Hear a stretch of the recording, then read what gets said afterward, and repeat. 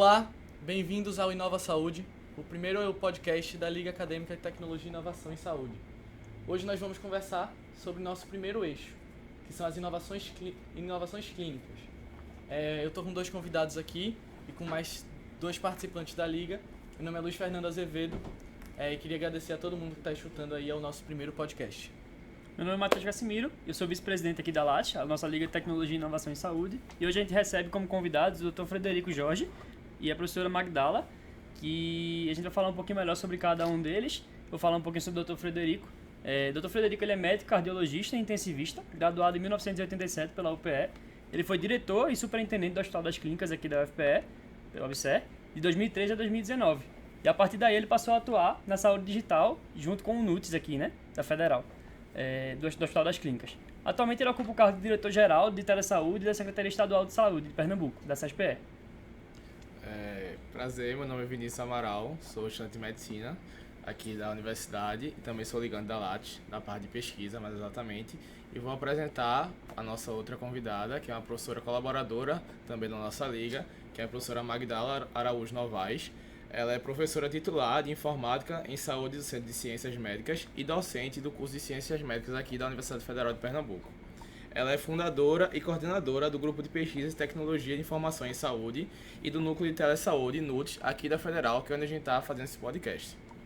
Ela é formada aqui na Universidade em Ciências da Saúde, ok? E também é doutorada em Bioinformática pela Universidade, vou pedir ajuda ela a pronunciar, Aix-Marseille, lá da França. Dentre outras graduações e currículo extenso que ela tem, ela foi eleita a pessoa mais influente em saúde digital na América Latina em 2014, pelo seu trabalho como coordenadora do Núcleo de Telesaúde, e também foi eleita uma das 100 pessoas mais influentes em saúde durante a Feira Hospitalar em 2015. Então, um prazer receber os dois aqui, certo? Para o nosso primeiro podcast da Liga. Antes de começar o nosso podcast, que eu acho que vai ser uma conversa muito, muito interessante, até pelo perfil das pessoas que estão aqui com a gente, eu queria falar um pouco sobre a Liga Acadêmica. Quem quiser conhecer, é lattes.fpe no Instagram. A gente é uma liga nova, temos 4 meses de atuação. E a gente veio dentro do contexto do curso de medicina aqui da Universidade Federal de Pernambuco para trazer um pouco da tecnologia e inovação para o mundo da medicina, da saúde. Por quê? Porque a gente sentia que num curso que tem mais de 75 anos, durante toda a nossa graduação, a gente tinha pouquíssimo contato com essa realidade. E a Liga veio um pouco para mudar essa perspectiva e trazer a importância da tecnologia para a atuação médica. Então a gente está hoje com 18 integrantes, já tivemos nosso primeiro processo seletivo e estamos lançando o nosso primeiro podcast, que é o Inova Saúde, que vai abordar 3 eixos. O primeiro, que é esse podcast que vocês estão escutando, é o Inovações Clínicas. O segundo, que vai ser o próximo podcast, vai ser as inovações cirúrgicas. E o terceiro a gente vai falar de empreendedorismo e gestão dentro da medicina. Esse podcast vai acontecer em 3 blocos, certo? O primeiro a gente vai falar um pouco sobre telemedicina, depois sobre acesso à informação em Big Data e inteligência artificial em saúde. Perfeito. Por favor, nossos convidados. Podem se apresentar agora, a gente falou do currículo de vocês, mas agora podem falar um pouquinho mais sobre vocês, sobre isso, a história de vocês, área de atuação, como é que vocês começaram, que tiveram esse insight de ramificar para essa área de saúde e tecnologia. Podem ficar à vontade. E obrigado novamente pela presença. Primeiro eu queria parabenizar, a iniciativa da Liga. Eu acho que estava precisando mesmo de uma Liga com tanto entusiasmo e é muito bom ver vocês engajados nesse processo de discussão da tecnologia, que eu acho que é uma coisa muito forte e muito viva dentro da prática médica. A meu respeito um pouco, só uma pequena correção, sou professora do curso de medicina e na área de informática de saúde, essa área na realidade lá atrás ela já teve várias denominações, hoje todo mundo fala em saúde digital, mas inicialmente era informática médica e informática em saúde, e hoje está bem mais amplo o termo, tanto é que a gente está abordando a questão das tecnologias digitais nos diversos segmentos da saúde, não apenas na medicina. A minha formação também básica é ciência da computação. Então eu fui formada aqui na Universidade Federal de Pernambuco, no Centro de Informática, mas sempre tive o interesse muito grande de trabalhar com a área médica. Tanto é que quando eu fiz vestibular, fiz para os 2 cursos. Eu fiz para medicina na UPE na época, né, que era a FESP, e ciência da computação aqui. E como eu passei primeiro em ciência da computação, não tive coragem de fazer o curso de medicina, porque ia ser bem complicado fazer os 2 ao mesmo tempo. E aí a minha vida, na realidade, foi muito trilhada em cima da tecnologia unida à questão da saúde, que sempre foi um tema para mim muito sensível e muito importante. Então eu tive a oportunidade de fazer alguns projetos vamos dizer assim, na época da minha pós-graduação. Eu, na realidade, diferentemente de muitos de vocês, na época que eu fiz o curso aqui na Federal, eu não fiz iniciação científica nenhuma, eu não participei de nenhum projeto especial, não fiz mestrado, e justamente quando eu me interessei por fazer uma pós-graduação, eu fui fazer na França e fui fazer informática aplicada às organizações, e foi durante essa especialização que eu consegui ingressar na área de saúde. Então eu fiz alguns trabalhos lá voltados para a área médica. Um dos primeiros trabalhos foi na área de doenças metabólicas. Eu fiz toda a parte de desenho do sistema do Hospital La Péronie, em Montpellier. E foi muito interessante. E depois eu fui trabalhar num outro laboratório, numa outra cidade, Marseille, onde eu fiz um trabalho que inicialmente era voltado à engenharia de software, né, minha formação computacional, mas para o sequenciamento de DNA. E aí eu fazendo esse trabalho, através dessa especialização, é que eu fui convidada a fazer o doutorado. Então, na realidade, o meu case é um pouquinho diferente de muita gente, porque eu não trilhei uma carreira acadêmica desde o início. E terminei fazendo o doutorado meio que sem querer, né? Então, foi bem curioso. Inclusive, eu estava lá na França quando eu submeti ao CNPq, mas eu já estava inscrita no doutorado da Universidade de Lumini, que é uma universidade lá de Marseille, no sul da França. E aí eu fiz o doutorado na área de bioinformática. Então, eu trabalhei com tecnologias aplicadas ao sequenciamento de DNA na época.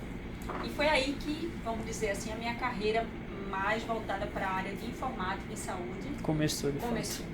E desde que eu ingressei na universidade, eu ingressei através de projetos, um projeto de pós-doutoramento junto com o LICA, o Laboratório de Imunopatologia que é o Exame. E nesse projeto, que é um projeto de biotecnologia, eu comecei a desenvolver ações de tecnologias para a área de saúde aqui dentro da universidade.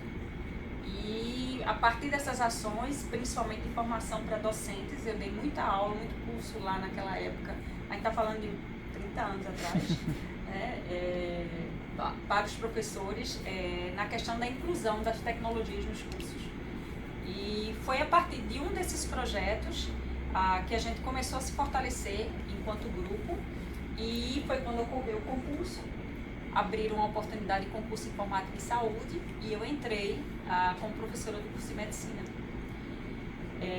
E logo em seguida fundei o grupo de tecnologia de informação em saúde, o grupo TIS, e submeti vários projetos, muitos dos projetos em conjunto com o Centro de Informática, né? Eu tinha sempre muitos parceiros lá,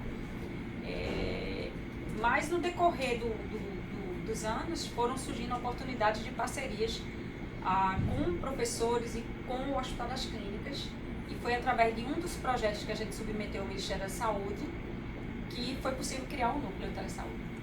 Perfeito. Obrigado, professora. O Nuno está aqui desde 2003, né? Isso é um resumo breve assim, sobre a minha história. Certo. Doutor Fred, fica à vontade para contar um pouquinho da história do senhor pra gente, viu? Né, me graduei lá na UPE e minha vida toda foi dentro da assistência, né? As áreas que eu mais gostava de fazer, o que eu mais gostava era terapia intensiva, então toda a minha história médica está ligada à área de UTI, onde eu militei todos esses anos, participei de congressos, dei aulas, enfim.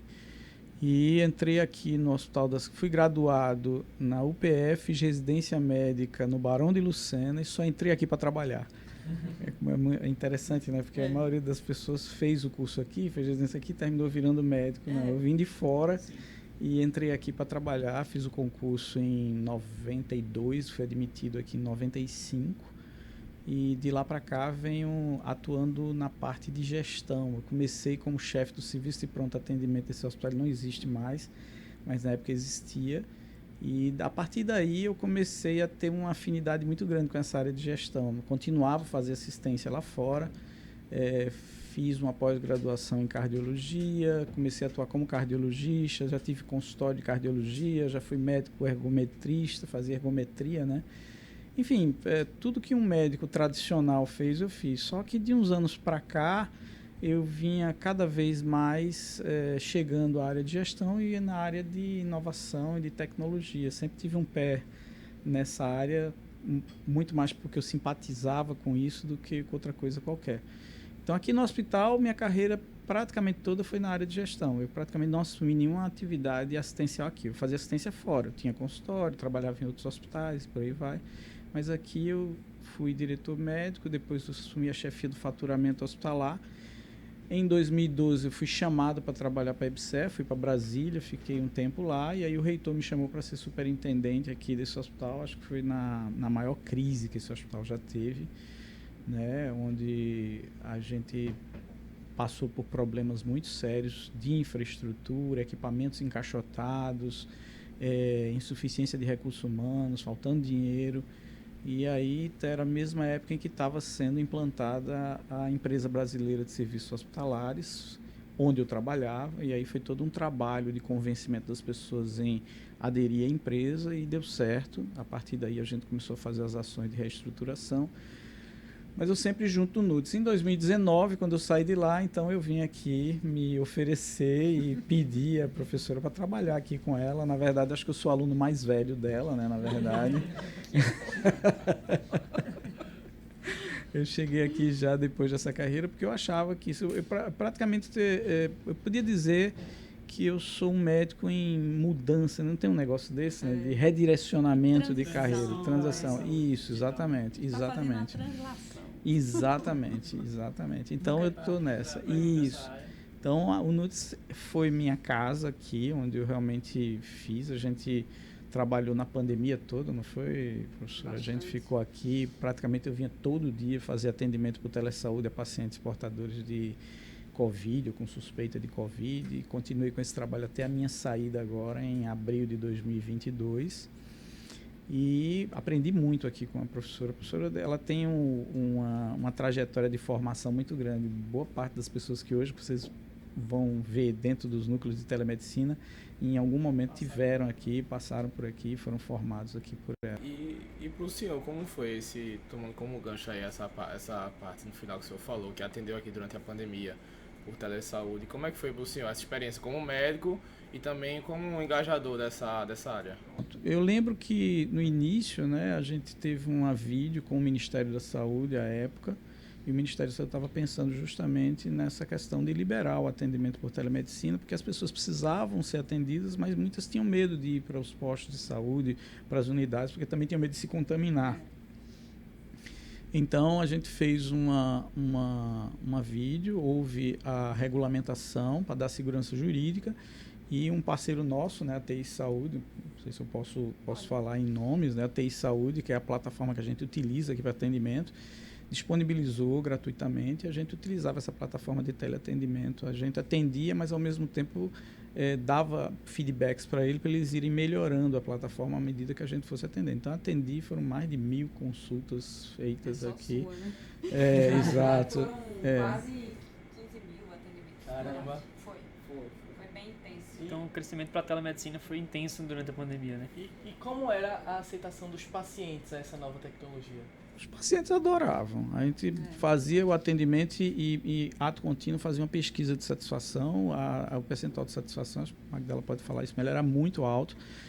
Houve uma abertura também para voluntários, então muita gente boa entrou junto comigo aqui para atender, né? Acho que foi Lula Reis, o pessoal da cardiologia, enfim, sempre que aparecia uma oportunidade, acho que a Magdala pode falar melhor sobre isso. Mas foi muito bom, foi uma coisa educativa, a gente fez todos os termos de consentimento livre, informado nessa área de telemedicina. Tinha uma unidade que era uma UTI especializada, então eles precisavam, por exemplo, ter autorização para fazer traqueostomia, outros procedimentos, a gente elaborou tudo isso. Foi uma contribuição muito... Com certeza ajudou muita gente, né, durante esse momento difícil.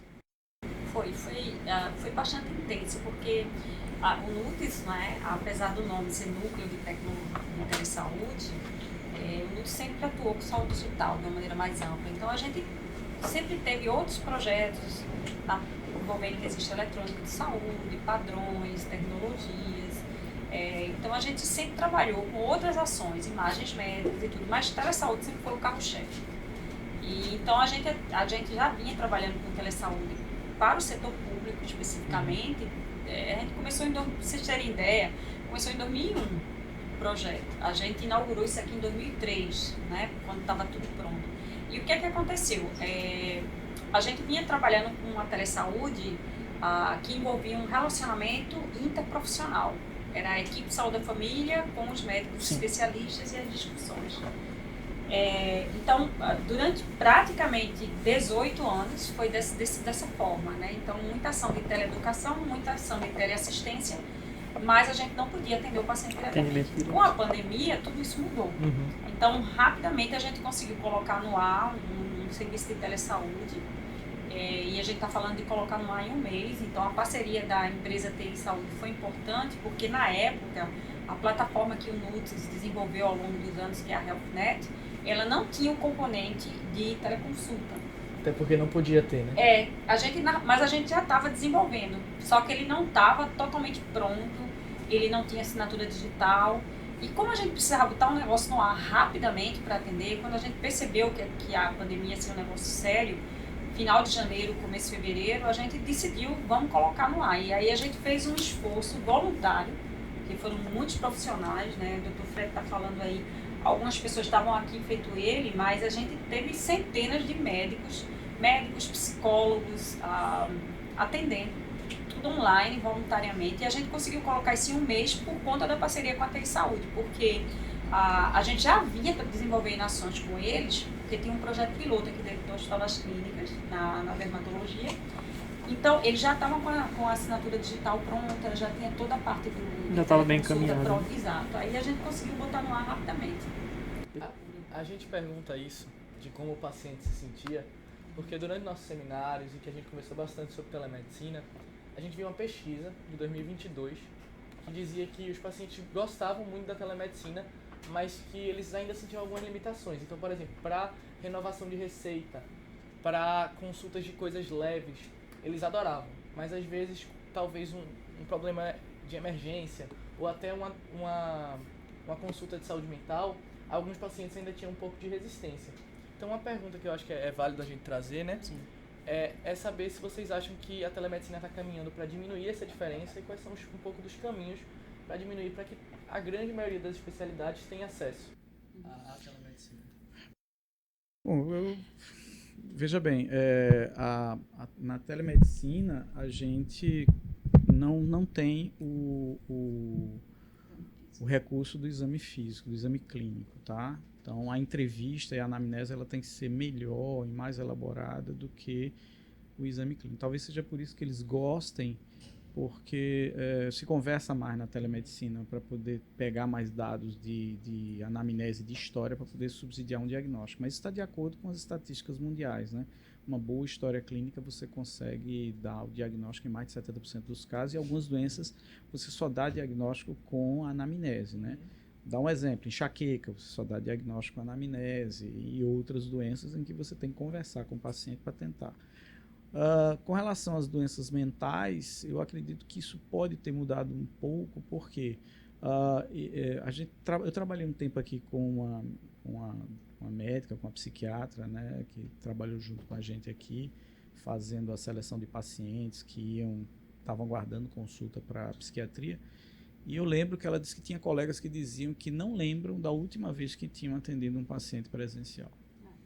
Né? Psicologia, idem. Psicologia, grande maioria das consultas são feitas de forma virtual, tá certo? Muito grande na telesaúde já. São as duas que historicamente mais utilizavam, eram justamente aquelas especialidades que não tinham uma necessidade tão forte do exame físico, no sentido do toque no paciente, porque ainda existe uma limitação muito grande desses dispositivos. Mas, historicamente, a área de imagens e a área de saúde mental são as áreas que mais utilizam telesaúde no mundo. E existe uma aceitação muito grande, e vários estudos apontaram, inclusive em algumas situações, o atendimento remoto ele termina sendo mais resolutivo do que o presencial, por N questões, né? Às vezes a gente fala assim na questão de deslocamento, mas eu acho que um aspecto importante é o conforto que o paciente sente de discutir com o profissional. Agora, o problema é que existe uma questão do gerenciamento do tempo do atendimento, que precisa ser muito observado. Então, por exemplo, na pandemia, a gente, apesar de ter desenvolvido chatbots para fazer triagem, a gente não chegou a utilizar, porque a gente percebeu a necessidade das pessoas, do contato com o profissional. E aí foi onde entrou o processo de triagem pela enfermagem, que funcionou super bem, porque várias informações eram coletadas previamente à teleconsulta com o especialista. E isso fez uma grande diferença em termos dos pacientes. Teve mais adesão pelos pacientes. Eles tiveram uma adesão muito grande pelo fato de saber que não estava falando com o robô. Sim. Certo? E principalmente porque a gente estava dentro de um contexto onde as pessoas estavam fragilizadas e a gente estava dentro de um contexto onde a população inteira não estava habituada a usar a teleconsulta.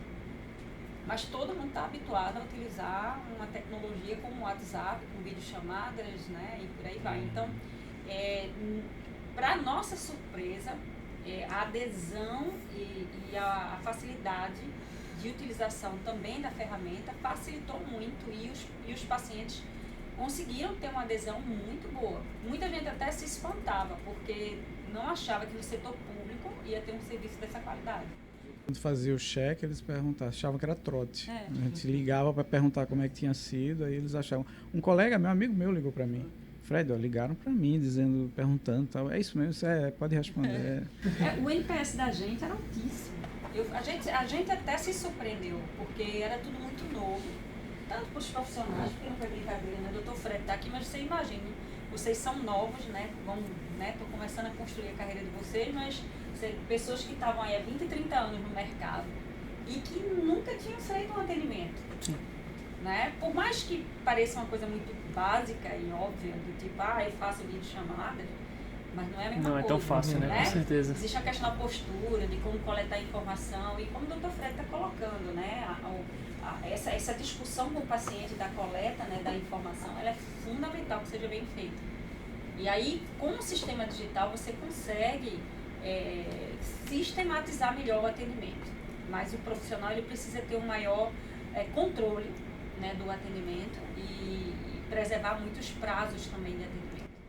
A necessidade do médico também de ser capaz de adquirir essas informações do paciente também é exacerbada, né? Essa habilidade que ele tem que ter para conseguir essas informações. Você troca uma grande interação por várias interações pequenas. Essa é outra vantagem da telemedicina. Ou seja, estava lendo um artigo do JAMA, foi publicado no final do ano de 2022, que alguns planos de saúde nos Estados Unidos estavam oferecendo o que eles chamam de Virtual First, né? Onde você pagava, só que um valor de mensalidade mais baixo, desde que você fizesse sempre a primeira consulta de forma virtual. Interessante. Então, eu chamo de Virtual First. Eles estavam implementando isso e uma das grandes vantagens era o número de interações. Algumas pessoas tinham em média, chegaram a ter no máximo 40 interações por ano. Ou seja, interações, você fala o contato do médico com o seu paciente. Então, em que cenário de consulta presencial você consegue ter esse volume de interação? Na verdade, você começou a ter muito mais adesão ao cuidado, vamos dizer assim, ao ciclo de cuidado, do que no presencial. Porque o presencial impõe um certo limite, né? Você tem vamos dizer assim... Uma questão logística e tal. Logística, o acesso, né? Agora, a gente tinha que ter muito cuidado também de não gerar as filas virtuais, né? Sim. Então, assim, a teleconsulta, ela traz uma coisa muito interessante que a gente observou, que é o maior controle do tempo pelo profissional. Né? A gente sabe que, por exemplo, na área de saúde mental, dependendo do perfil do paciente, a consulta dura quase 1 hora. Já em outras especialidades, você tem prazos diferentes. Então, só que muitas vezes as pessoas se incomodavam pelo fato de dizer o seguinte, eu vou passar por um processo de triagem primeiro.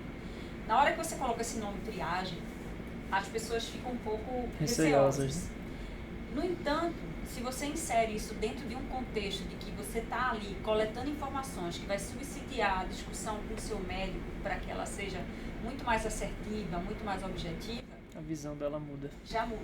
Então, a forma como você comunica a informação e o processo de atendimento é muito importante.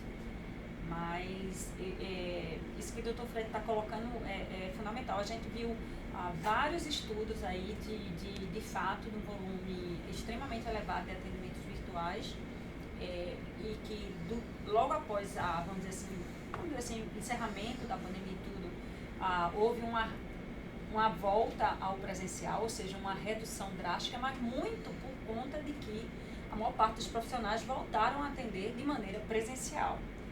E os serviços não estavam preparados para disponibilizar no consultório ou nos ambulatórios A teleconsulta. a teleconsulta. Então, assim, ainda tem muitos desafios.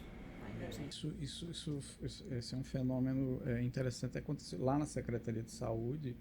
A gente acompanhou os números, né, durante a pandemia em várias especialidades, eram altíssimos. Na hora que voltou ao atendimento presencial, isso praticamente despencou. Por quê? Porque as pessoas não ficaram sensibilizadas para aquilo, continuaram a atender presencialmente, aí caiu, né? Eu acho que isso é outro paradigma que a gente vai ter que vencer. A gente chegou aqui no hospital porque a gente fez o atendimento porta aberta, né, através da equipe do MUTIS, e aí o paciente ia lá, agendava diretamente, sem nenhum intermediário, e a gente teve também a ação de atendimento dos pacientes do HC, que aí não eram agendamentos abertos. Sim. O agendamento era feito pelo hospital.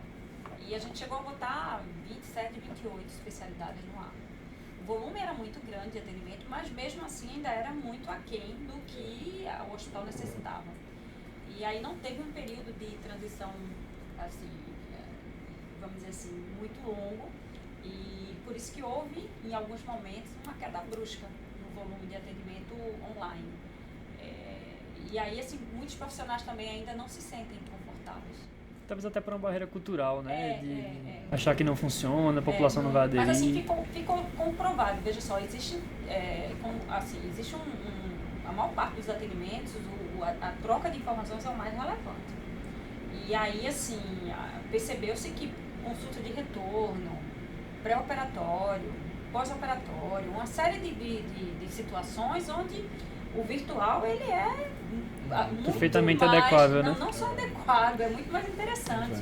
Com certeza. Né? É muito mais interessante. Você evitar que o cara saia lá do interior. Pra vir pra cá. Pra vir pra cá, pra renovar uma receita, ou simplesmente pra fazer uma avaliação. Otimiza muito tempo e qualidade. Isso. O erro, o equívoco, sei lá o que acontece na cabeça, é dizer que uma coisa vai substituir a outra. Tá? O fato de você estar atendendo por telemedicina não significa que você nunca mais vai precisar ver o doente presencialmente. Em algum momento você vai. Que é a grande pergunta da medicina. Quem você pode e deve atender do ponto de vista virtual e quem você não deve atender e quem você pode fazer as duas coisas. Isso é uma área ainda em aberto, ninguém definiu ainda. Até trazendo aqui a pesquisa que o senhor falou aí, que desses Estados Unidos, que o plano de saúde, a primeira modalidade era uma consulta virtual para depois... Aí você podia até ver, se tem uma primeira consulta, você faz virtual e aí você já vê qual é a situação do paciente. Então você já otimiza, já consegue fazer uma triagem através de uma forma consulta virtual. E aí se for o caso, não, realmente precisa fazer um exame físico, precisa fazer alguma coisa assim, traz para a consulta presencial. A gente estava observando isso e construindo os protocolos para isso, porque de fato você precisa entender o comportamento e ver qual é a situação mais adequada. Então, eu particularmente acredito que é digital, é híbrido. Você vai sempre associar o atendimento presencial com o atendimento à distância. Não vou chamar virtual, porque parece que não existe. Muito distante. Na distância. É a distância. Que na verdade não tem essa distância toda. A gente está mais do que comprovado com os dados da pandemia que não existe essa distância. É porque muitas vezes as pessoas têm isso em vários assuntos, assim, de uma coisa exclui a outra, né? Aí você pega se for de um jeito A, o jeito B não existe. Então a gente vê cada vez mais que as coisas têm que se interligar, né? Uma coisa vai acrescentando na outra, trazendo mais qualidade e otimizando, né? Até definir os critérios, né? Aqui, por exemplo, já dei várias sugestões de se colocar, por exemplo, Tem paciente que vem não sei de onde para pegar uma receita de anticonvulsivante que ele vai tomar o resto da vida dele. Não precisa estar vindo aqui para fazer isso. Mas se você elabora um protocolo, como a professora falou, que define, olha, se ele tiver tais sinais, manda ele vir. Então você pega uma enfermeira bem treinada, ela vai fazer toda essa avaliação e diz, olha, o senhor precisa vir presencialmente quando vier pegar a sua receita. Ou o senhor não precisa, eu vou mandar a receita para o senhor. Então, o Procap hoje utiliza o sistema lá da secretaria para fazer o monitoramento da anticoagulação dos pacientes portadores de válvula mecânica, trombose, etc.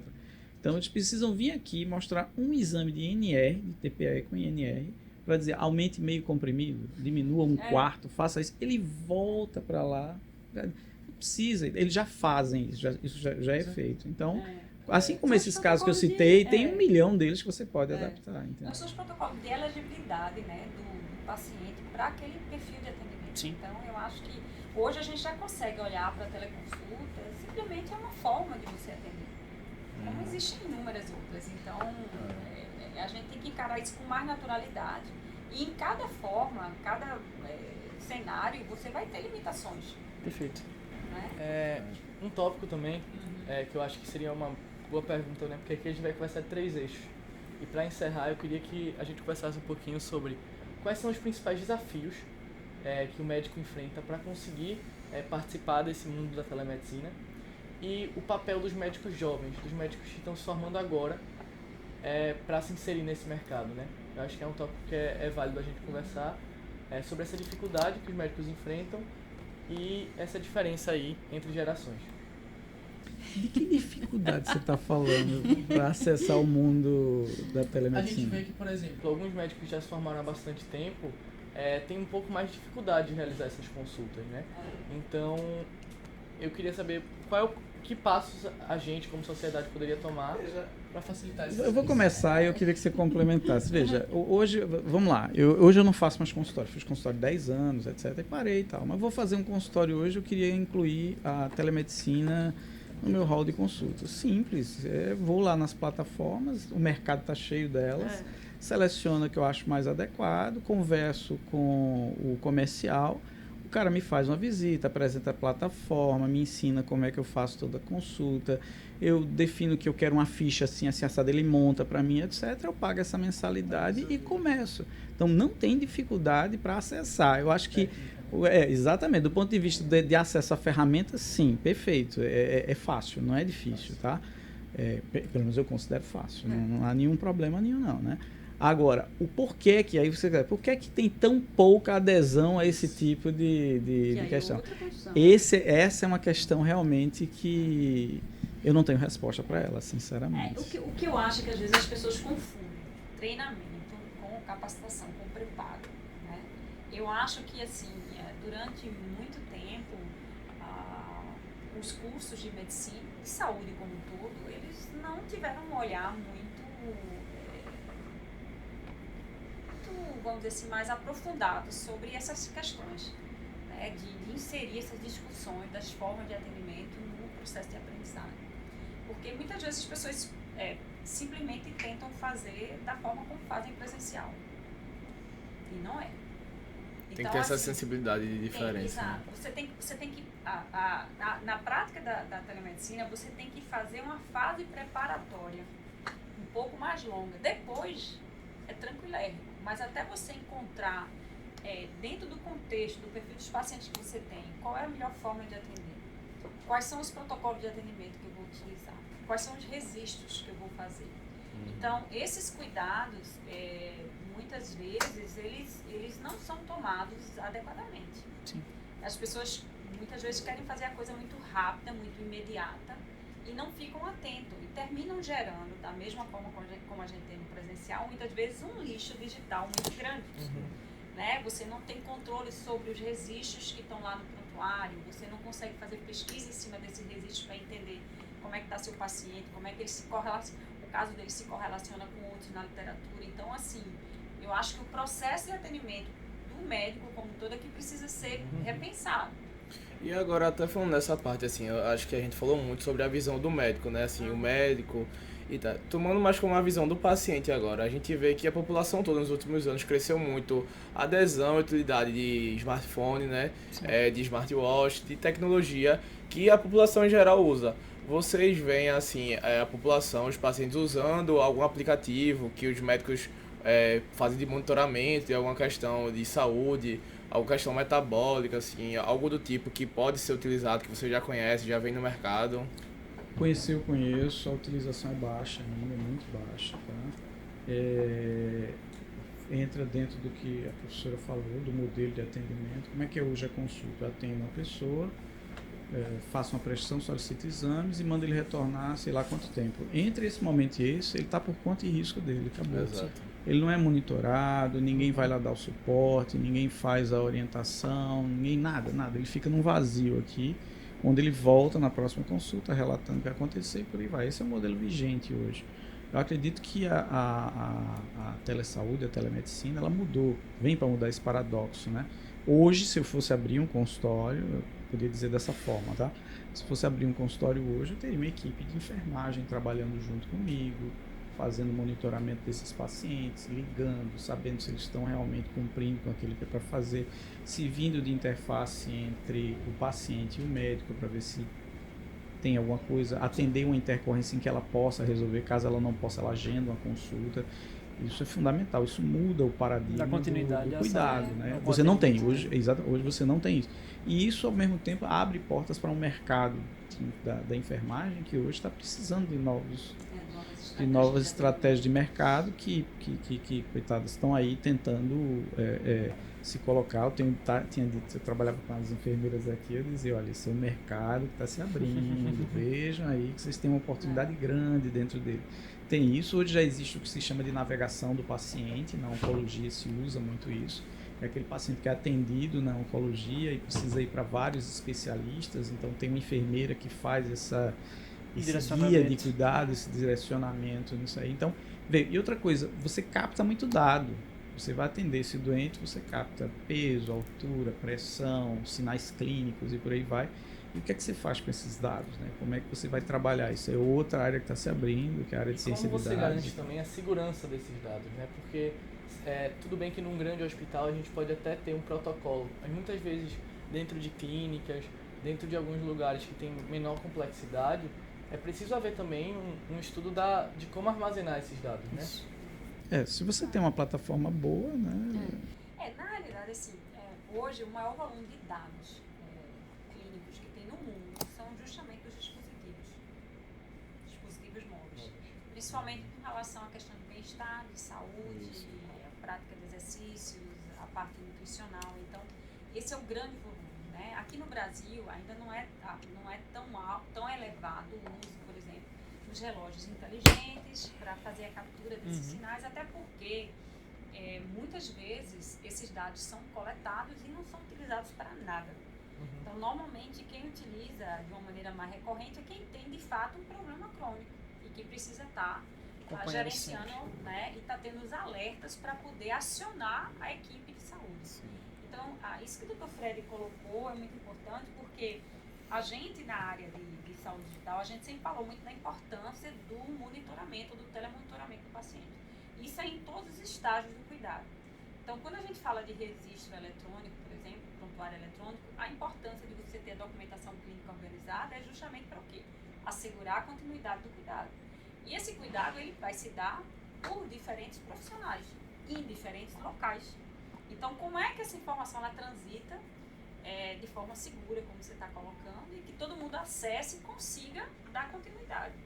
Então, assim, hoje a gente tem bancos de dados aí imensos, está se trabalhando muito na integração dos sistemas, que é o grande caminho, porque tem inúmeras plataformas. Tem plataformas que aí é um conjunto de serviços digitais e você tem sistemas específicos, né? Então, em alguns casos, você usa especificamente uma determinada ferramenta para aquela coleta de dados, mas aqueles bancos, eles precisam estar guardados, eles precisam ter um acesso controlado, né? Eles precisam, né, ter integridade. Então, hoje você tem a própria LGPD, que é a Lei Geral de Proteção de Dados, que ela diz respeito a todos os dados digitais, não apenas de saúde, mas na área de saúde é muito crítica, que te dá algumas diretrizes de proteção. Por outro lado, você tem que ter ferramentas de segurança, que hoje o mundo já é muito forte nisso, né? Não existe nenhum sistema 100% seguro. até que alguém vai descobrir alguma maneira de furar aquele sistema, né? Mas justamente existem técnicas e estratégias de segurança de dados hoje que já são amplamente utilizadas no mundo inteiro, tanto nos sistemas financeiros como qualquer outro a área do conhecimento. E na saúde não é diferente. Existem tecnologias hoje para dar pelo menos assim, essa sensação de segurança, tá? A gente teve até um caso, né, com o Ministério da Saúde. Não sei se vocês lembram, acho que foi há um ou dois anos que o site do Ministério foi hackeado, né? E aí exigiram recompensa, disseram que iam vazar os dados de todos os pacientes. Então é uma preocupação aí que realmente eu acho que é de grande relevância para os pacientes. Mas assim, essa é uma questão que é muito forte no mundo inteiro. Os sistemas tradicionais em papel, eles são infinitamente mais inseguros do que os digitais. E o benefício que você tem com os digitais é infinitamente superior. Então, não tenha dúvida que você tem que se preocupar com aspectos éticos, né, do uso, né, de forma ética dos dados e da segurança. Mas eu acho que a gente tem muita tecnologia para isso hoje. Então, acho que é uma questão de custo-benefício aí da utilização. Beleza.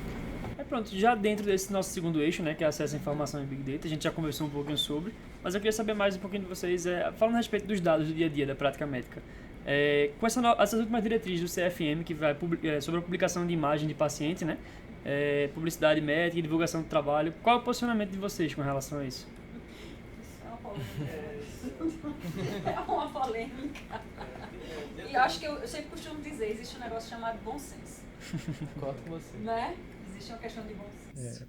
Tem que haver a norma. Eu acredito que, infelizmente, sem querer fazer juízo de valor de ninguém, o CFM sempre chega atrasado nas coisas, porque eu li a norma, e a norma trata de coisas que já são utilizadas há muito tempo, não houve nenhuma novidade, ele simplesmente normatizou.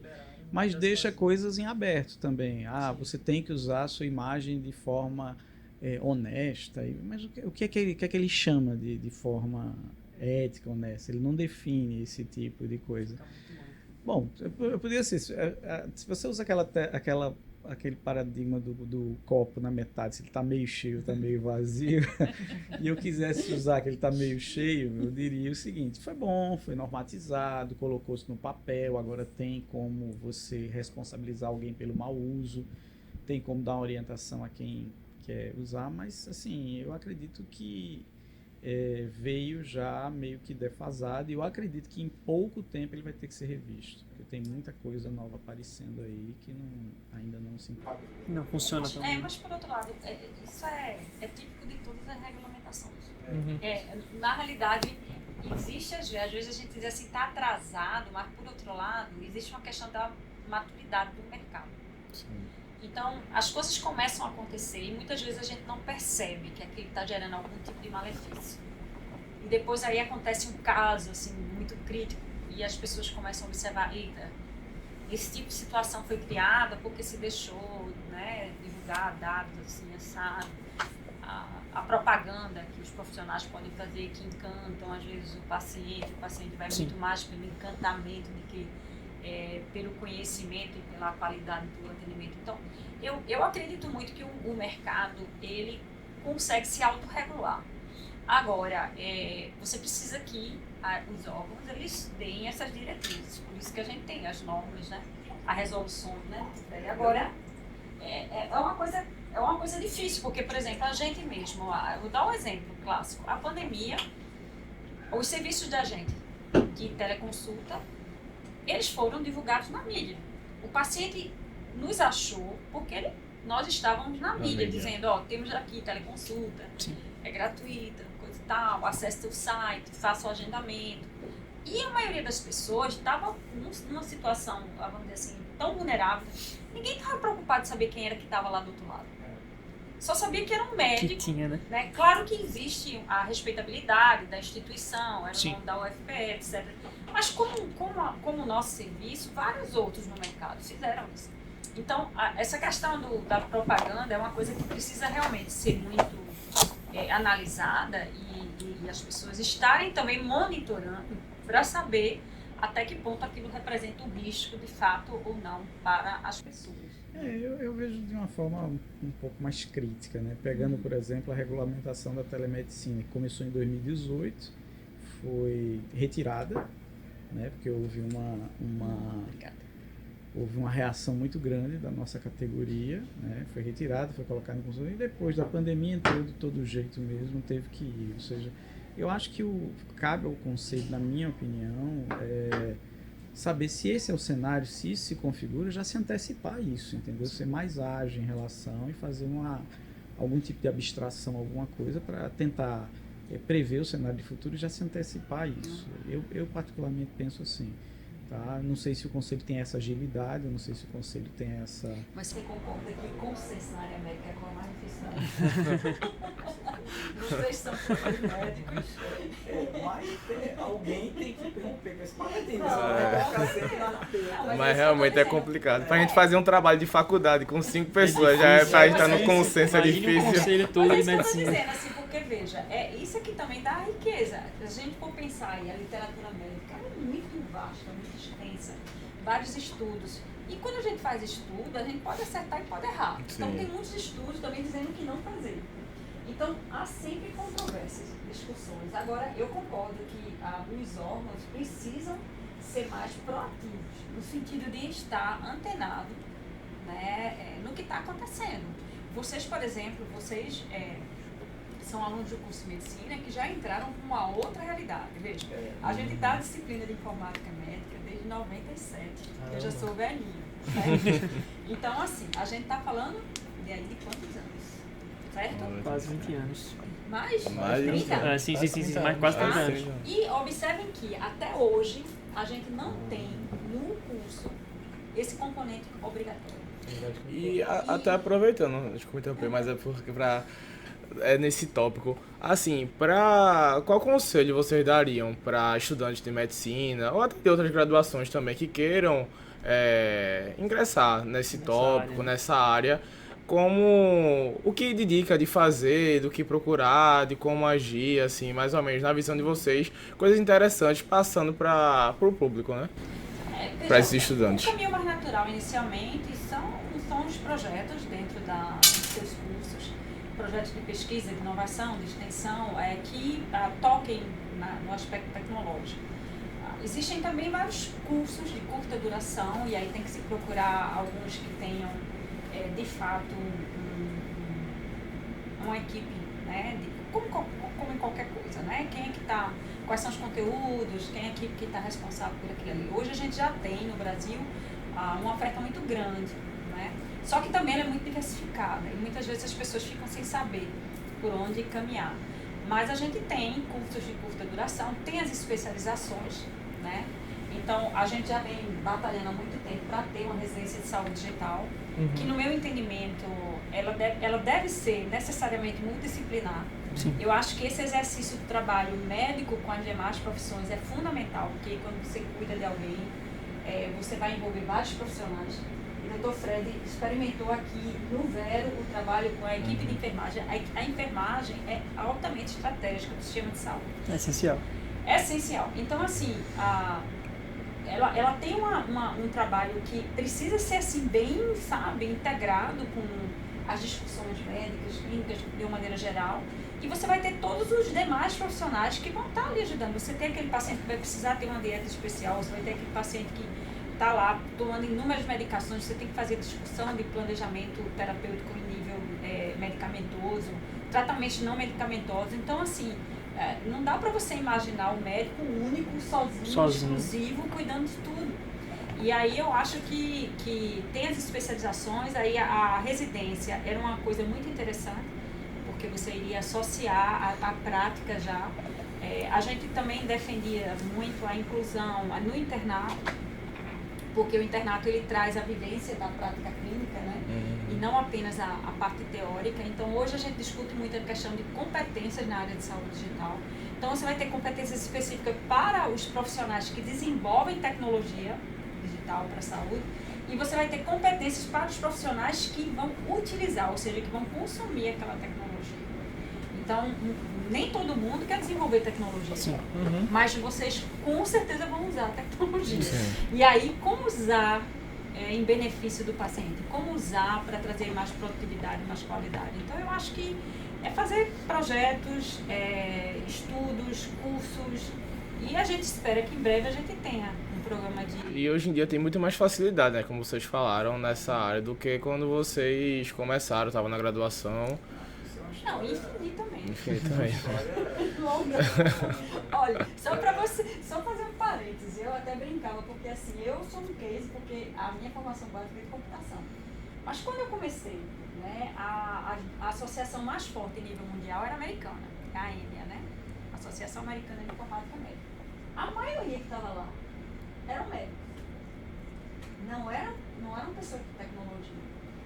Hoje você já começa a ver no Brasil uma mudança de pequena paradigma. inversão. Os alunos de medicina, né, comentando previamente, boa parte deles já tem formação em engenharia, já tem formação em outras áreas. Essa história do acesso à informação é uma história muito interessante, porque se você pegar a década de 40 e 50, tinha informação quem fosse para fora do país. Então, quem tivesse dinheiro e fosse fazer um estágio com formação na Alemanha, nos Estados Unidos, voltava, Conseguiria, né? show de bola. Era o cara que mais sabia das coisas aqui. Como ele voltava lá periodicamente para fazer. A partir da década de 50 e 60 começaram a aparecer os livros, a maioria deles com 4 anos de atraso, porque precisavam traduzir para o espanhol para depois utilizar. Depois começaram a aparecer as revistas médicas na década de 60, 70, os estudantes viviam doidos atrás de revistas de... O cara comprava uma Lancet, aí um ano depois ia jogar fora. Não jogue não, me dê. Aí você ia ler essas revistas. Depois, na década de 90, quando eu comecei a trabalhar realmente de fato em UTI, começaram os laboratórios a oferecerem plataformas de acesso a publicações médicas, e aí foi. Hoje é o inverso. Hoje você tem muita informação disponível. O que você tem que fazer é saber selecionar qual a informação mais Filtrar e relevante. direcionar ali. Né? Hoje é o grande problema, é você saber o que é que você vai ler, como você vai ler e de onde você vai tirar aquele conhecimento, que você pode tirar o melhor ou o pior das coisas, né?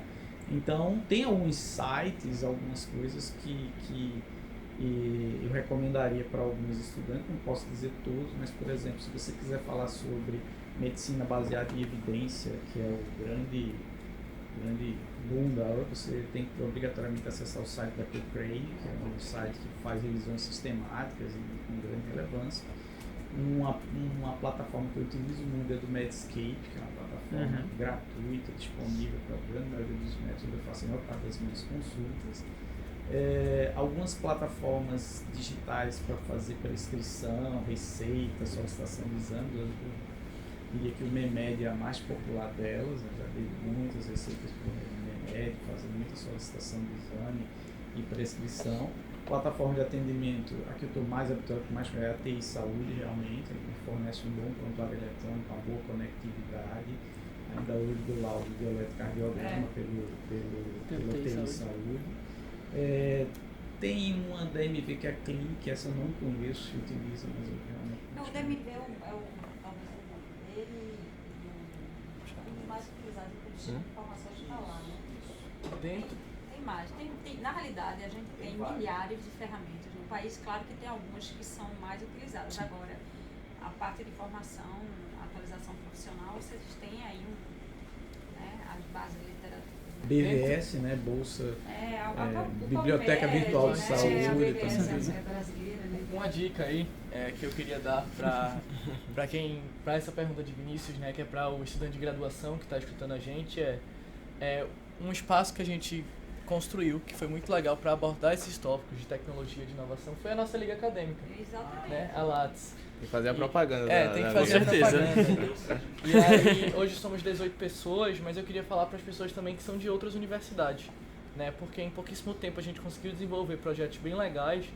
E queria dizer que se você está na graduação e pensa em Tem interesse desenvolver nessa área de projetos saúde nessa digital. área, construir uma liga acadêmica dentro da sua universidade pode ser algo muito interessante. A gente já tem um mapeamento aí do Brasil, da quantidade de ligas que tem, e se você for olhar, são pouquíssimas que estão desenvolvendo projetos que de fato são reais e de qualidade, né?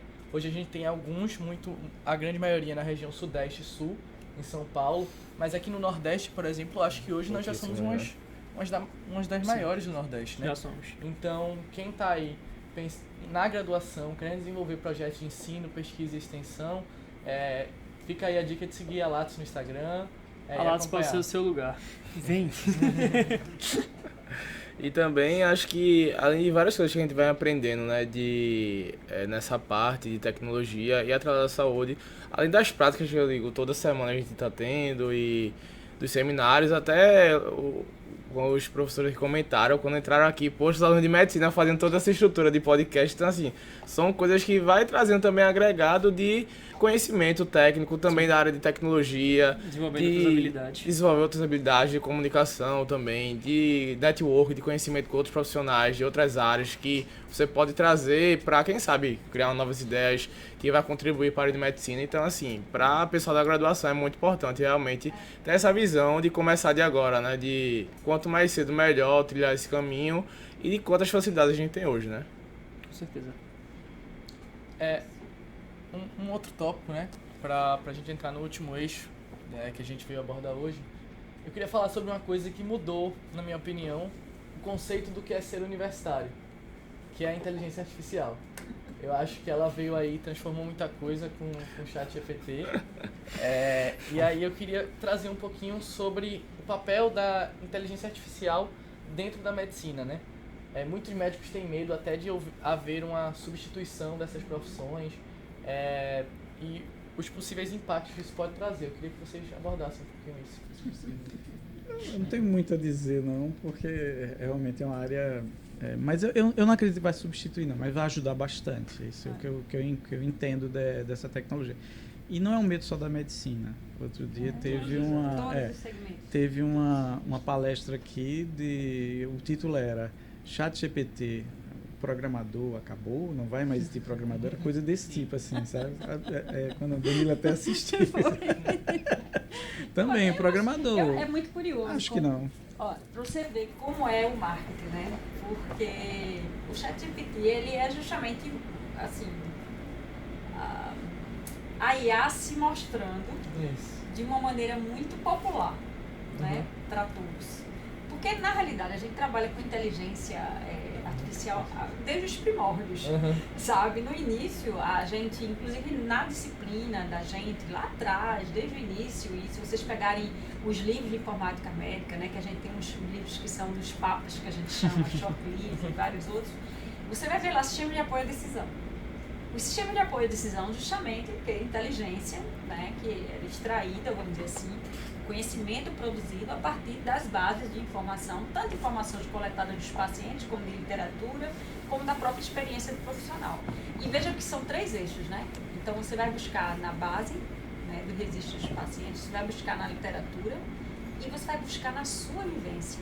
Esse tripé, ele continua até hoje, né? O que a gente tem hoje, e é natural, é um grande avanço nessas técnicas, né? Ferramentas que, de fato, conseguem ter um poder vamos dizer assim, de análise muito maior.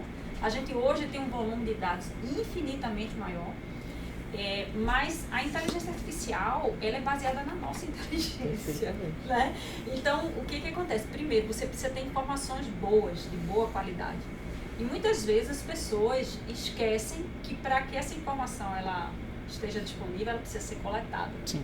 Ela precisa ser coletada com padrões, né? Eu bato muito na tecla que todo mundo diz, coisa chata, não sei o que mais é. Tem que ter padrões para você alimentar os bancos de dados, para que você possa, de fato, reconhecer e entender a informação que está ali dentro e em que contexto ela foi inserida, para que toda essa inteligência que está sendo produzida, ela realmente traga informações que vão, vamos dizer assim, ajudar, que vão complementar, que vão trazer benefício tanto para os profissionais como para os pacientes. Então, o que eu digo sempre é o seguinte: hoje o profissional, em qualquer área de conhecimento, não é só saúde, precisa entender isso, precisa aceitar isso e precisa aprender a usar isso. Porque ele vai potencializar aquela tecnologia em benefício da sua profissão e principalmente, no caso dos médicos, do seu paciente. Então, o que a gente vai ter como grande desafio aí, questões éticas e legais. Sim, com certo? certeza. Mas a gente vai ter aí uma inteligência individual potencializada em função de informações que muitas vezes vão vir de maneira comunitária, ou seja, em grandes bases públicas, e a gente vai caminhar para ter uma inteligência aí comunitária, mas que, como tudo na vida, ela vai ser diversificada, ela vai poder ser questionada, ela vai precisar ser discutida. Então, E até, como é que tá Recife nessa situação de saúde digital, assim, Recife, Pernambuco? Como é que tá o andamento, né? Já que a gente tem que... área pública, você fala? Pode ser os dois, na área pública e depois na área privada. A área pública é uma coisa, o mundo privado Pode falar dos dois, pra gente ter até essa diferença também, né? Ver como tá essa... Pronto, vou dar um exemplo. A Unimed Caruaru já usa inteligência artificial na interpretação de imagem de raio-x há pelo menos uns 2 anos. Agora, na área pública, a gente ainda tem que trilhar um longo caminho ainda para chegar a um padrão que eu poderia dizer que seria satisfatório. Primeiro a gente tem que definir os critérios, a gente tem que ter interoperabilidade. Ainda bem que o Brasil tem um plano de, como é que chama? Estratégia de saúde digital já elaborado, baseado nas premissas da Organização Mundial de Saúde, que está sendo implementado aos poucos. A gente tem um padrão bem heterogêneo no Brasil, alguns centros muito bem estruturados, outros nem tanto, né? Então, na saúde pública, existe uma estratégia do Ministério da Saúde, o DataSUS, por exemplo, teve aqui esses dias e colocou que realmente o foco do DataSUS agora não será mais o desenvolvimento de aplicativos, mas sim a interoperabilidade de informações, já definir um padrão de interoperabilidade, ou seja, independente do sistema que você use, o que ele quer, informação naquele padrão, naquela forma, para compor o banco de dados dele, e aí dali sai para um aplicativo que é o ConnectSUS, que vocês devem conhecer. O ConnectSUS vai ter, ou tem três ramificações, né? O ConnectSUS paciente, onde você tem seus dados, é proprietário deles, o ConnectSUS profissional, onde você acessa o dado do paciente, e o ConnectSUS gestor, onde você tem os dados de gestão da sua região, dos seus pacientes, tá?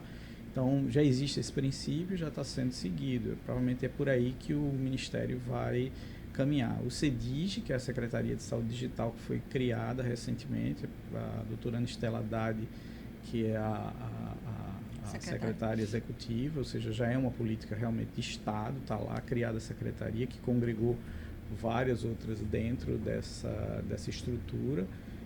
Enfim, está caminhando. A saúde pública possivelmente em alguns anos vai estar bem mais digital, vamos colocar assim, do que está hoje. Na iniciativa privada, não. Na iniciativa privada você tem o céu é o limite, né? A Boapivida, por exemplo, apesar de tudo, tem uma empresa que é a Meida Informática, ou é Meida, não sei, MMADA, que é a cidade daquele cara Alan Turing, né? Ele nasceu lá e aí colocaram esse nome. Eles desenvolveram, já utilizam a interconsulta como ferramenta de apoio na emergência. Então, eles, por exemplo, não tem mais neuro de plantão, fica uma equipe de plantão à disposição das emergências para poder fazer teleconsultoria. Eles têm um prontuário eletrônico próprio, tem toda uma série de coisas. Assim deve estar evoluindo os outros locais. Enfim, dentro da área privada já existe já se andou um caminho maior. Claro que ainda falta muita coisa. Por exemplo, eu tenho todo esse conjunto de dados, eu não sei realmente o que é que eles fazem com esses dados, se eles têm um cientista de dados atrás para fazer a elaboração da análise deles, se eles têm um perfil epidemiológico dos pacientes dele, do plano de saúde deles, eu não sei dizer. Mas não acredito que deva demorar muito para isso acontecer, não. Dentro da questão dos dados, a gente sabe que assim, a base do funcionamento da IA é armazenamento e processamento de dados, né? E quando a gente fala de saúde, isso vai em questão do sigilo médico-paciente. E aí, qual a opinião de vocês com relação a essa problemática? Qual a perspectiva com relação a essa problemática? Da questão dos dados. Já tem protocolos para assegurar isso. A questão todinha é eles serem utilizados. Então, assim, a gente vive dois mundos em termos de tecnologias digitais na saúde no Brasil, porque o volume maior é do setor público. E esse setor público, ele ainda não está todo preparado. Sim. Não tem ainda uma infraestrutura digital adequada em boa parte dos serviços de saúde para coletar informação, que é o nascedouro, né? assim, é a coleta da informação. Então, no setor privado isso já avançou muito, mas hoje já se vem discutindo as questões desses padrões de interoperabilidade, né? Que eu acho que é o grande desafio aí desses próximos anos. E a questão de você, através das regulamentações e dos códigos de ética profissional, você garantir o sigilo. Então, hoje você tem, por exemplo, programas de certificação de plataformas, de sistemas, como é o caso da certificação da SBIS, da Sociedade Brasileira de Informática e Saúde. Então, a certificação do prontuário eletrônico, por exemplo, é uma coisa que precedeu tudo isso que a gente está vendo agora. Então, já foi implantada pela SBIS há muito tempo atrás, justamente em parceria com o Conselho Federal de Medicina. Foi aperfeiçoado. Hoje, essa certificação ela vai além do prontuário, ela trata também de telemedicina, inclusive foi uma contribuição também do grupo da gente na questão do trabalho do que certificar, de como garantir, dentre esses aspectos para garantir essa segurança e esse sigilo, a gente tem lá aspectos relacionados à responsabilidade do profissional, do serviço de saúde, mas também do paciente. Então, hoje se discute muito essa questão da responsabilidade digital. Né? Como é que esses sistemas e os serviços estão se preparando para isso?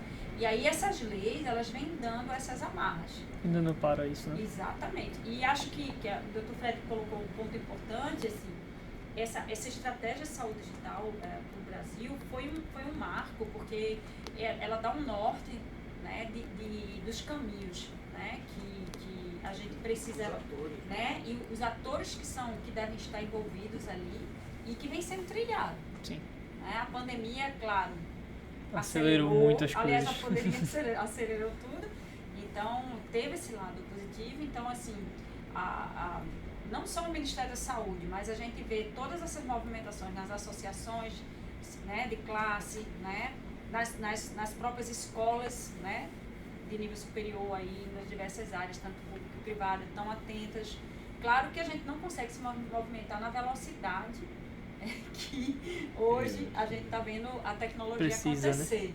Mas eu acho que esse movimento já está ocorrendo. Então, eu acredito que vai demorar alguns anos, né, Dr. Fred? Mas eu acho que agora a gente está numa velocidade muito maior. Eu acho que vai. Você pega centros como Minas, Goiás, Santa Catarina, Rio Grande do Sul, que já estão quilômetros na frente, já incorporaram as tecnologias de telesaúde ao sistema de regulação deles, ou seja, você não acessa nada que não seja feito por teleregulação e por telemedicina. Aqui em Pernambuco eu posso dizer que a governadora entrou com esse papel, com essa preocupação, pelo menos está lá dentro das propostas de campanha dela, era realmente implementar a saúde digital, fazer com que o paciente não precise se deslocar do interior para a cidade de forma desnecessária, só quando realmente for necessário. Mas eu concordo com a professora Magdala, isso já está sendo feito. Eu acho que isso vai andar mais rápido agora, né? Mesmo porque a tecnologia também está mais acessível. Você tem cabeamento de fibra ótica até... A última vez que eu falei com o pessoal do ITEP, enfim, não lembro. Você tem cabo de fibra ótica de alta resolução até Belo Jardim. Até lá você já tem... Então a infraestrutura está melhorando, agora é processo e gente, né? E a gente tem também, a responsabilidade, né, de você. Exato. Mas a gente tem um grande polo, né, tecnológico aqui. Então o Pernambuco, ele é ainda o segundo maior polo, né, médico. E eu não sei em que posição está em termos de tecnologias, mas com certeza nas primeiras no país. Então a gente tem um porto digital aí com conglomerado, e eu acho que vocês vão discutir isso nos próximos podcasts. Sim. Mas o que a gente vê é uma movimentação muito importante nisso, e muita gente trabalhando por essa questão de segurança e de sigilo, né? Que aí você tem que, de fato, ter todos esses sistemas preparados para garantir minimamente, vamos dizer assim, e preservar, né, o atendimento, né, do paciente. Então, acho que esse é o grande desafio. Mas eu diria que a gente já está num processo de avanço muito grande. E eu acho que daqui para frente os desafios vão ser ainda maiores, mas eu acho que no sentido de integrar, sabe? Eu acho que integrar essas tecnologias, que são inúmeras, né? Desde os relógios, quer dizer, todos os dispositivos inteligentes. Tudo coleta dados hoje em dia. Terapias digitais que estão cada vez mais aí, né? Sendo utilizadas em algumas especialidades. Né, o sistema de informação hospitalar nas clínicas, então tudo isso eu acho que a tendência é se integrar e a gente caminhar para ter de fato uma visão, vamos dizer assim, unificada do paciente, do prontuário do paciente. Interoperabilidade é a bola da vez, é o que a gente vai precisar fazer. Você não tem como traçar a trajetória do doente se você não conseguir interoperar os sistemas e saber como ele foi atendido, toda a trajetória. A jornada digital do paciente. Se você não fizer... Para finalizar, a nossa última pergunta aqui do podcast, eu queria trazer um pouco de toda essa tecnologia para a parte de educação médica e falar um pouco sobre, a gente viu que nos últimos meses, e claro que é uma tendência que vem acontecendo há um tempo, a gente está vendo várias iniciativas de inteligência artificial para a parte do ensino. E aí eu queria conversar um pouco com vocês sobre o potencial disso e as possíveis aplicações da inteligência artificial para o ensino médico. Tem algumas coisas da inteligência artificial que já vem sendo utilizado para a educação há muitos anos, principalmente fora do país, né?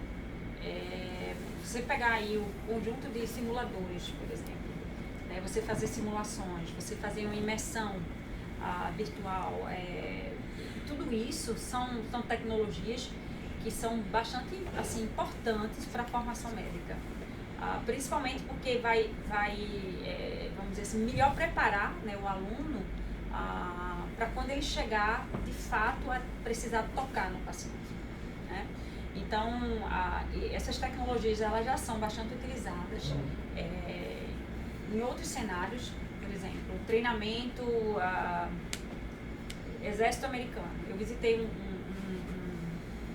uma universidade nos Estados Unidos em que, isso eu estou falando de 15 anos atrás, e eles já usavam todos os tipos de simuladores utilizando técnicas de inteligência artificial. Então, isso é uma coisa que é muito, muito interessante de ser utilizada e incorporada. E hoje a gente já está vendo um movimento muito grande na criação dos centros de simulação.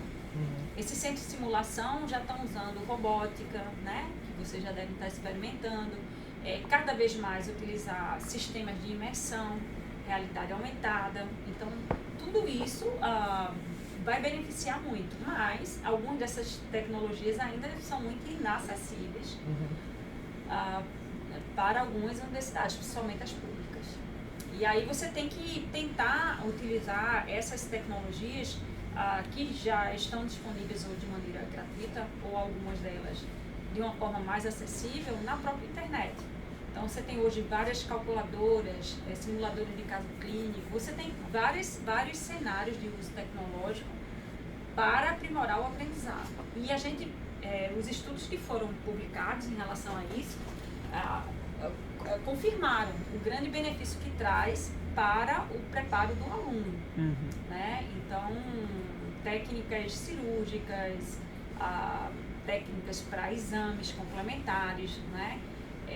Tudo isso pode ser incorporado no curso ou nos cursos, né, de graduação para que o aluno saia mais bem preparado.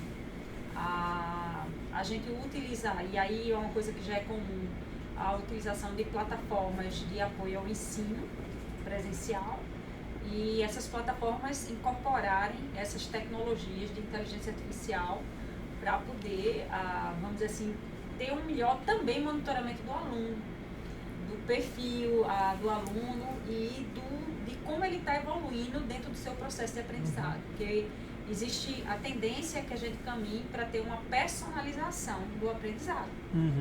Porque cada um de nós somos, né, nós somos diferentes e nós temos um processo de aprendizado diferente.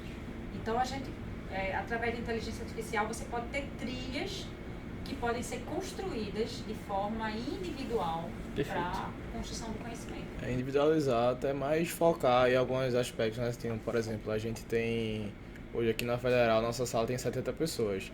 Então, umas pessoas vão ter mais dificuldade em algum assunto, outras mais facilidade, pode avançar um pouquinho mais rápido, a outra precisar de maior apoio. Então, assim, essas tecnologias podem ajudar em aspectos assim tão grandes, quando tem lugares com muitas pessoas, muitos estudantes, muitos profissionais, a sistematizar de maneira mais individual, né? E até trazer esse maior conforto para quem está aprendendo, né?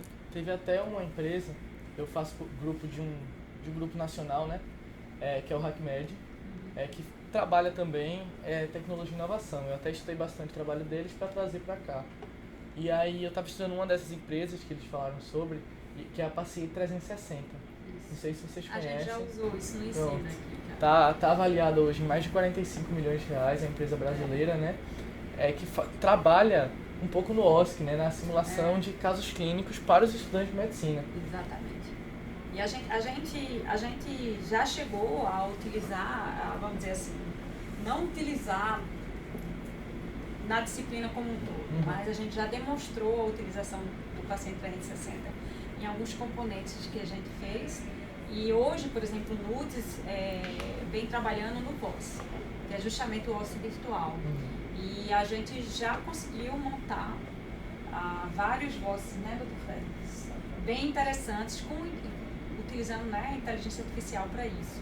E eu acho que isso é a grande tendência, para as avaliações, né, para você fazer esse aprendizado, vamos dizer assim, lidando com cenários diversificados, porque muitas vezes você está dentro de determinados contextos e por mais que o curso promova essa inserção, muitas vezes ele não consegue trazer a diversidade de atendimentos que você vai ter, por exemplo, numa rede pública, né?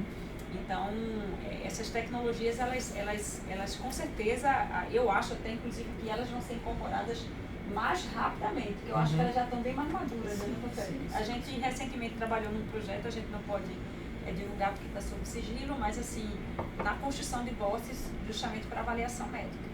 E aí eu acho que temos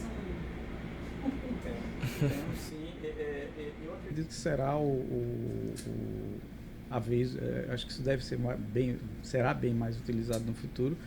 Hoje você não tem nenhuma maneira de avaliar as questões comportamentais do doutor, que são as coisas que mais pegam na hora da prática clínica, como ele se portar, como ele conversar com o paciente, dar notícia. Você não tem prova disso, você não tem nem como avaliar isso, né? Com os VOS que você consegue, você ajuda bastante, né? A avaliar realmente a efetividade do atendimento, independente do desfecho, avaliar o desfecho independente do atendimento, tudo isso você pode colocar dentro do VOS, porque hoje a gente conseguiu, através dessas tecnologias, tornar isso mais fácil, mais acessível, né? Para isso aí. Eu acredito que será grande. Tem um outro que é a confecção de jogos sérios, de serious games, que é outra ramificação que você pode utilizar, jogos educativos, para ensinar os estudantes como se portar em determinadas situações. Você perde ponto ou ganha ponto, dependendo de como você atinge aquele seu objetivo, e você embute ali também questões comportamentais, que é outra coisa assim que eu vejo que desde o meu curso, desde que eu fiz o curso há mais de 36 anos atrás, acho 35 anos atrás, a gente não tem essa avaliação.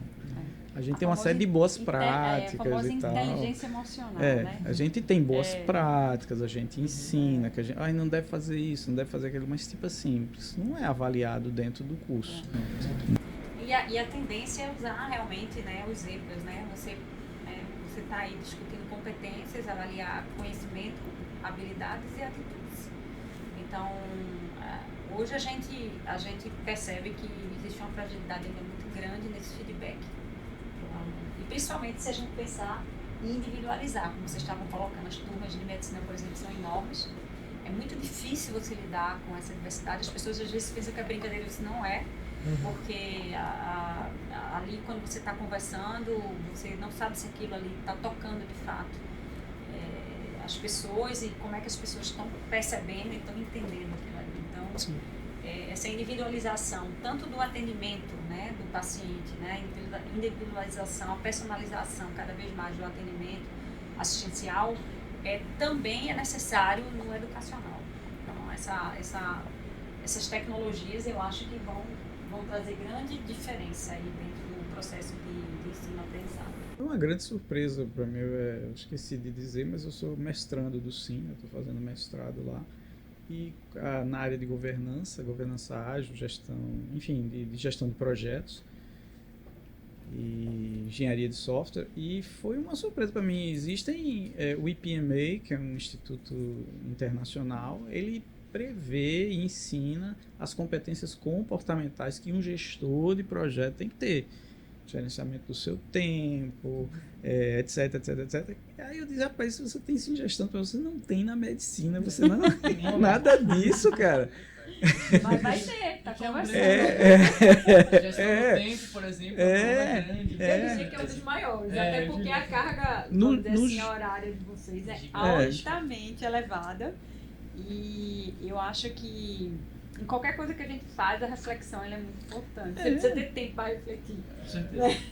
Para absorver aquilo ali, lidar, discutir, ver diferentes alternativas. Técnicas de engajamento. Como é que você vai engajar seu paciente na sua proposta terapêutica? Que tipo de... Isso ninguém ensina. Isso ninguém ensina.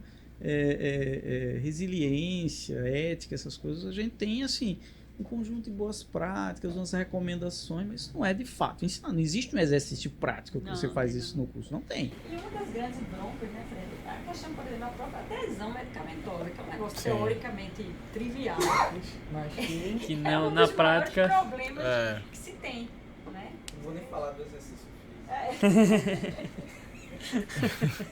Bom, acho que essa foi a última pergunta, né? Sim. Eu queria agradecer a todo mundo que está escutando a gente e principalmente aos nossos convidados que toparam e acreditaram no nosso projeto, que acreditaram na ideia da Liga. Queria agradecer a vocês por terem vindo, por estarem aqui com a gente. Também queria agradecer demais ao NUTS, que vem apoiando também esse projeto da Liga e é o local onde esse podcast está sendo gravado.